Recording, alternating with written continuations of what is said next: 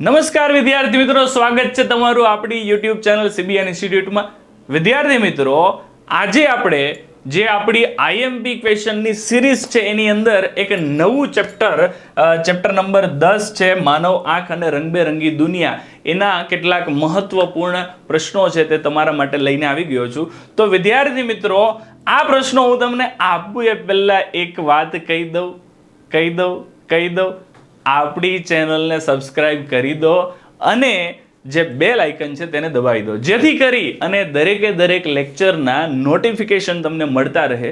કારણ કે આપણે આ ચેનલની અંદર લાઈવ લેક્ચર્સ પણ લઈ જઈએ છીએ, જેમાં આપણે આ જ પ્રશ્નો જે છે એનું શું કરીએ છીએ તો કે સોલ્યુશન આપીએ છીએ। તો તમામ વિદ્યાર્થી મિત્રો આ ચેનલ છે તેને સબસ્ક્રાઇબ કરી દો, તમારા મિત્રો સાથે શેર પણ કરી દો, જેથી કરીને આ લાભ ફક્ત તમને નહીં તમારા મિત્રોને પણ મળે।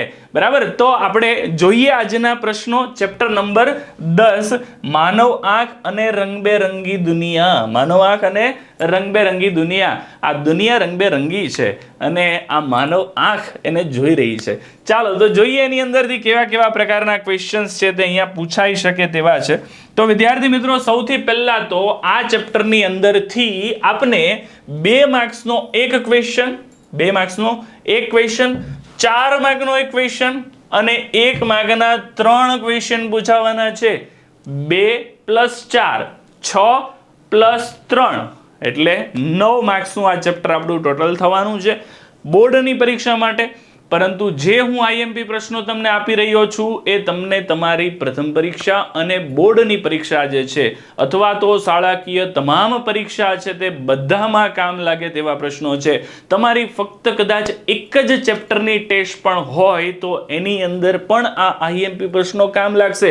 દાખલા તરીકે માની લો કે એક 25 માર્કની યુનિટ ટેસ્ટ તમારી છે 10મા ચેપ્ટરની, તો એની અંદર પણ આ પ્રશ્નો એવા છે કે જેમાંથી પૂછાવાની શક્યતા બહુ વધારે છે।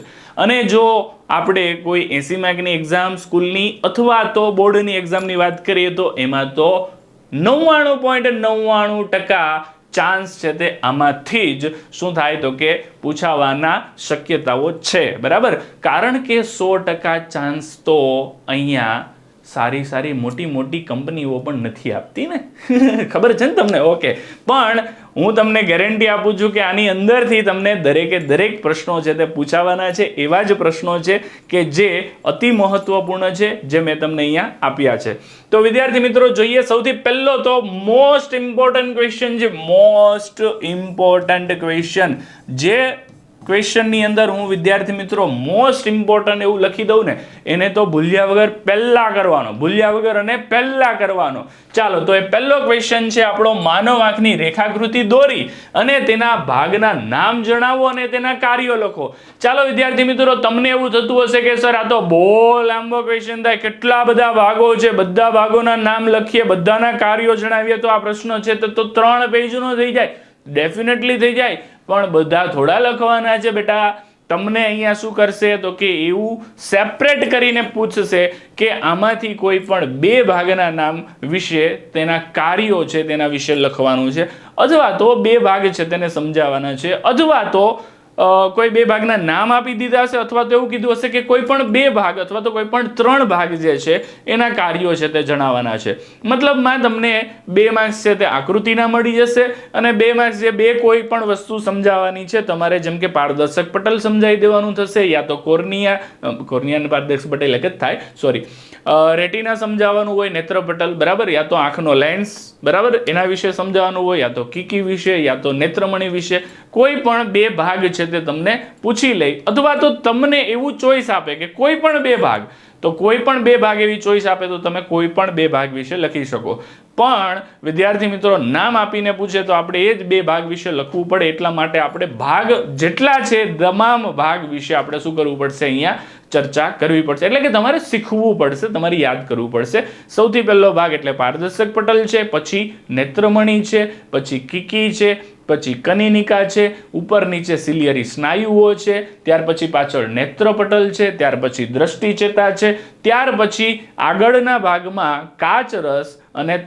આગળના ભાગમાં તરલ રસ અને વચ્ચેના ભાગમાં કાચ રસ।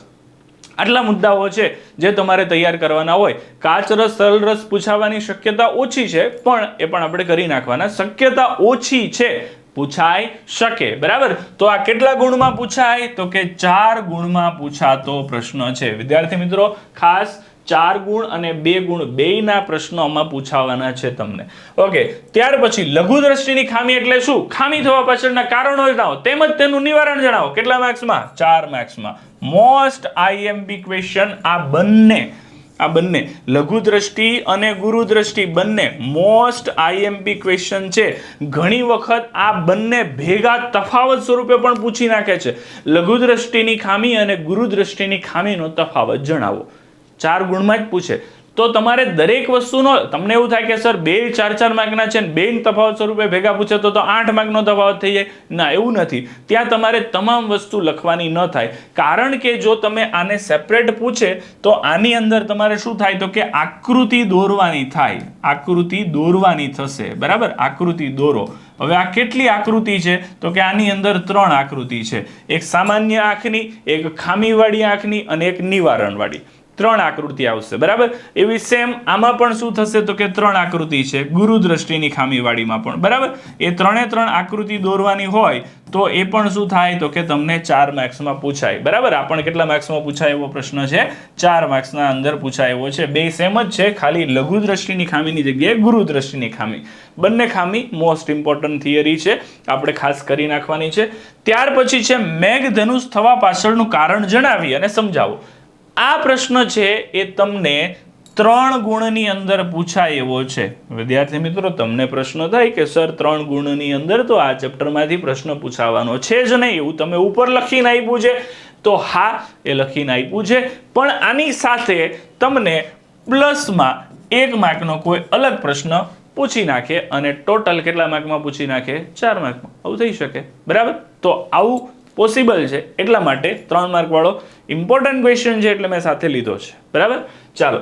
ત્યાર પછી તારાઓનું ટમટમવું. આ પ્રશ્ન તમને કેટલા ગુણમાં પૂછાઈ શકે? 4 ગુણમાં પૂછાઈ શકે. ટિંડલ અસર છે, તમને કેટલા ગુણમાં પૂછાઈ શકે? 2 ગુણમાં પૂછાઈ શકે. ભયદર્શક સિગ્નલમાં લાલ રંગનો ઉપયોગ કરવામાં આવે છે, કેટલા માર્કમાં પૂછાઈ શકે? 2 માર્કમાં પૂછાઈ શકે એવી થિયરી છે આ બધી. ચાલો, તો આ તમામ પ્રશ્નો છે તે અહીંયા મેં તમને આપી દીધા છે. આની અંદર મોસ્ટ ઇમ્પોર્ટન્ટ મેં તમને ઉપરના 3 કીધા છે, તે માનવ આંખવાળો, લઘુ દ્રષ્ટિ, ગુરુ દ્રષ્ટિ અને સાથે આ જે આપણી તારાનું ટમટમવું છે આ જે તે છે એ તમારા કેવા છે? તો કે મોસ્ટ આઈએમપી છે. 4 ગુણના પ્રશ્નો જે છે એ તમે આ કરી નાખો, ઉપરના 3 અને આ ચોથો તારાઓનું ટમટમવું, તો લગભગ કોઈ પ્રશ્ન છે તે એવો રહેતો નથી આખા ચેપ્ટરમાં કે જે 4 ગુણની અંદર આ સિવાય પૂછાય. કોઈ રહેતો નથી. બરાબર.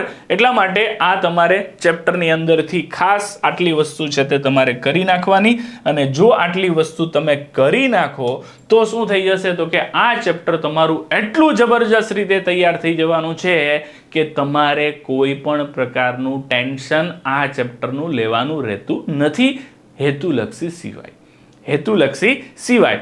બાકી બધી વસ્તુ અહીંયા શું થઈ ગઈ? તમારી કમ્પ્લીટ થઈ ગઈ.